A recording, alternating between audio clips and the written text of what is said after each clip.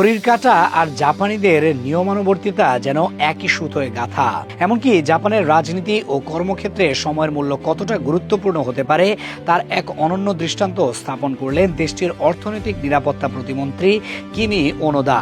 মাত্র 5 মিনিট দেরিতে মিটিংয়ে পৌঁছানোর অপরাধে তিনি যা করলেন তা এখন রীতিমতো সামাজিক যোগাযোগ মাধ্যমে ভাইরাল। গত 6 মার্চ সকালে জাপানের মন্ত্রিসভার একটি গুরুত্বপূর্ণ বৈঠক নির্ধারিত ছিল।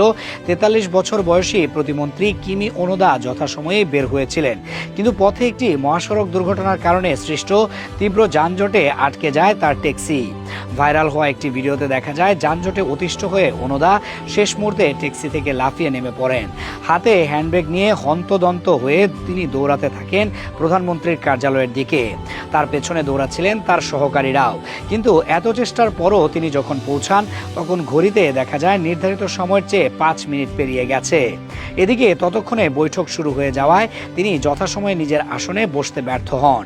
সাধারণত যানজট বা দুর্ঘটনাকে যে কোনো দেশেই বৈধ অজুহাত হিসেবে ধরা হয়, কিন্তু জাপানি সংস্কৃতিতে ব্যক্তিগত অসুবিধা কখনোই সামষ্টিক দায়িত্বের চেয়ে বড় নয়। পরবর্তীতে এক প্রেস ব্রিফিংয়ে কিমি ওনোদা কেবল দেরি হওয়ার কারণ ব্যাখ্যা করেই ক্ষান্ত হননি, বরং মাথা নত করে পুরো জাতির কাছে ক্ষমা প্রার্থনা করেন। ব্রিফিংয়ে তিনি বলেন, ভবিষ্যতে যেন এমন পরিস্থিতি না হয় সেজন্য তিনি আরও সতর্ক ও কঠোরভাবে সময় ব্যবস্থাপনা করার চেষ্টা করবেন।